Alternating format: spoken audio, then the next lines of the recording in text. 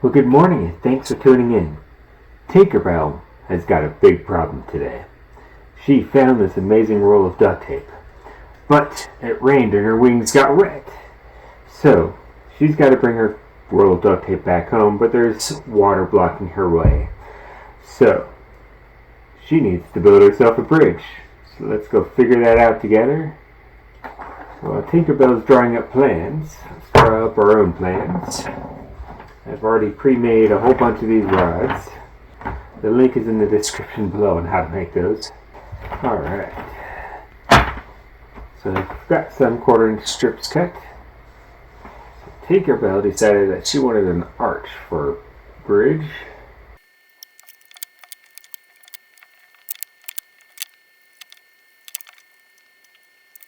Alright, let's cut ourselves a couple pieces at 6 inches.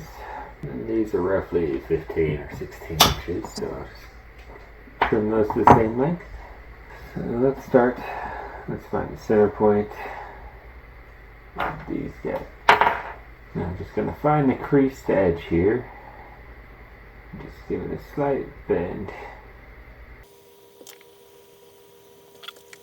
Then I'm just going to find the center point in both of these and wrap it in tape. Probably at least 3 or 4 pieces on this one. I kind of want pieces, 2 pieces at 1.25 inches, actually 4. Let's make them a smidge shorter. How about an inch? And since this would be under a fair amount of stress, I'm just going to use 2 pieces of tape on each joint. I'll pull the pieces together and wrap them around the net piece. Alright, there's our basic concept of the bridge. Alright, now this wants to straighten out, so we gotta find a way to pull these 2 sides down. Actually, true of arches, they want to thrust out. That's why we preload a lot of bridges like this, stone bridges. They fill them up with as much dirt as they can to keep the arch vectors from popping out.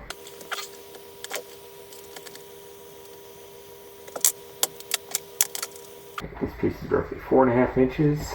Let's experiment together, shall we? I do a long sweeping cut along the edge of one. That's kind of what I was thinking. I don't think I can make it work, but we could try.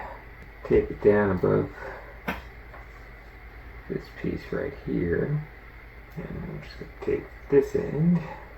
These points are anchored. That's stable. Alright, when I'm doing this, I'm being careful on which piece is being pulled to which piece. As far as down here goes. Let's make our spans 3 inches.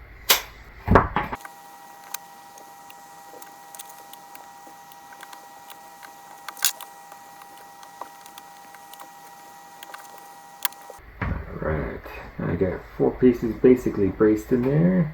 I like this placement, so I'm just going to tie all these down.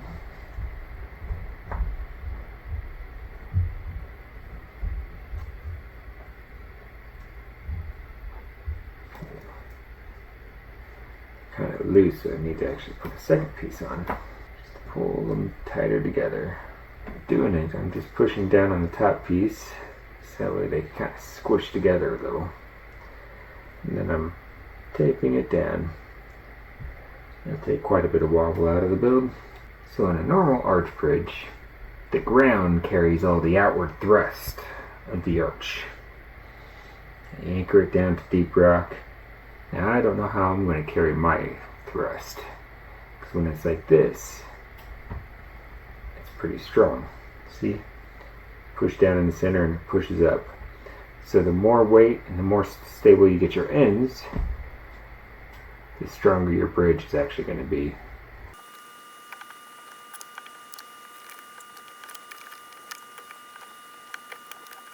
Right now the bridge is in full compression, and for the bridge to be standalone, it needs something to take up the tension. If I were to take a rod under the water and tie the 2 ends together, that would also solve our outward thrust. Still make it look like water running through here. Alright, if you're all okay with it, I'm just going to add a support. The single support on either side here won't be good enough. We need to make it a triangle, so I'm just going to add a couple pieces across here. So a piece across the top and also one between the two.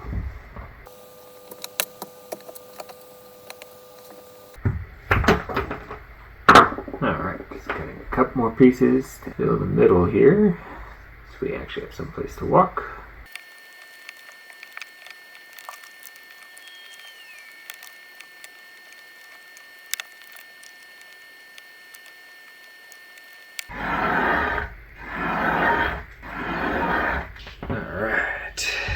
Got all of our pieces cut.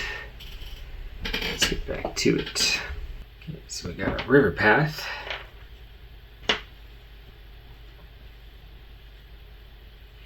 And now, since we don't actually have anything to anchor this to, we're just going to anchor this to itself, essentially. So the bottom rung will carry the tension, while the top will carry compression. And the river will run right through the air. Just to make it a smidge easier on myself, I'm just going to tape a couple pieces that match the width. So again, this piece is just acting like our ground. Got to put it into a little bit of tension. Just anchor these two sides real quick.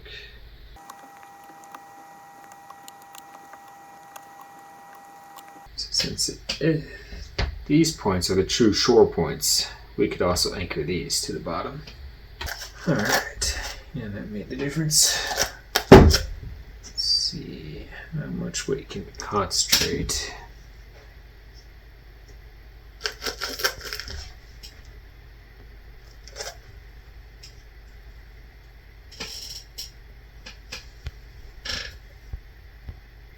It's looking good. Not too bad for 3 strip rods. Guess we got ourselves 5-ounce bridge. 3 pounds, 10 ounces pretty much. And it is showing a little bit of signs of squishiness. Alright, Tinkerbell, let's get back to work. Add one more at the end here. So we have our sheet. Make a nice ramp.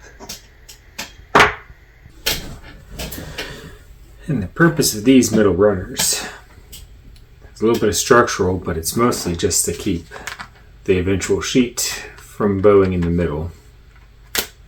Well, I guess that's what real engineers do anyways. She could have actually just stepped across the bridge, but Tink will take any excuse to build something. Let's add a sheet across the top to make it look good. Goal is to make it much wider than the bridge, so that way we have run down to the ground.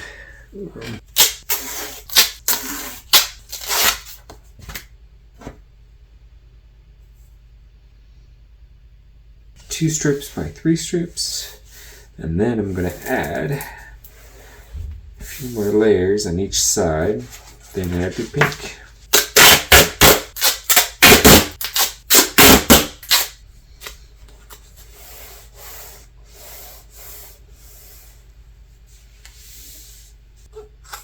Tinkerbell wants to add handrails to this. Now, does she want to add it before she adds the base or after? I don't know, guys. You tell me. Alright, I've cut my 4 outer posts and my 4 inner ones. Now we just gotta tape them down. So what I shall do is just tape it around the main post there. Piece across the bottom like this. Pull it down across the bottom and up. Let's do 3 pieces on this joint. Still upright. Then I'm just going to tape a piece across the bottom here. Piece right up against the edge there. Alright, I'm going to do the same thing for the rest of the 7. Since I don't have a direct post to tape this one to, I'm going to wrap it around the side here. and then pull it around and down.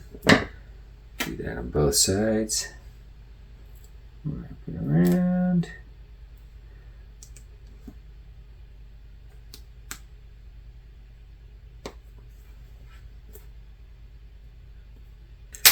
Alright, now we got those. Let's check our fit. It's perfectly snug. I'll take it. Alright, I want to add some details to this real quick, so I'm just going to take a strip of white duct tape, cut it like 4 inches. Then I shall slice it into really small, narrow pieces. And hopefully these make it look like planks of wood instead of just one solid sheet. So I just realized I still gotta tape this down.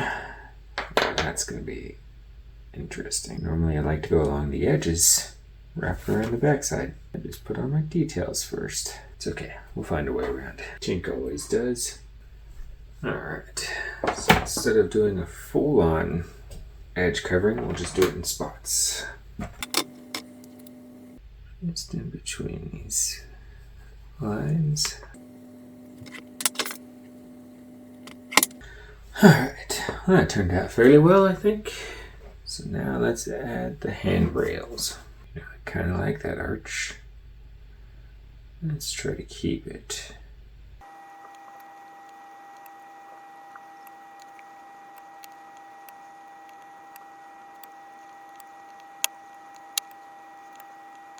The other thing I'm doing, when I'm putting it down on here, I'm making sure the seam is facing down.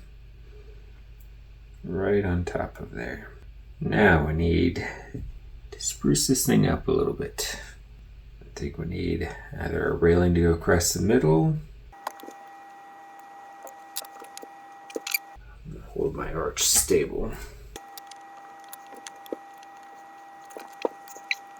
Now I'm going to come back and add a second piece. Kind of try to get it better than the first one. Get it real nice and snug in the corner here. Then I shall wrap this one. And I'll wrap it again, just kind of hide the ends.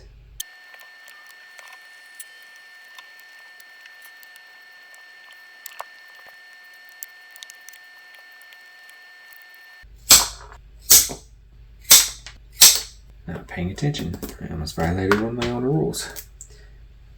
Always have the seam facing down or away from everything.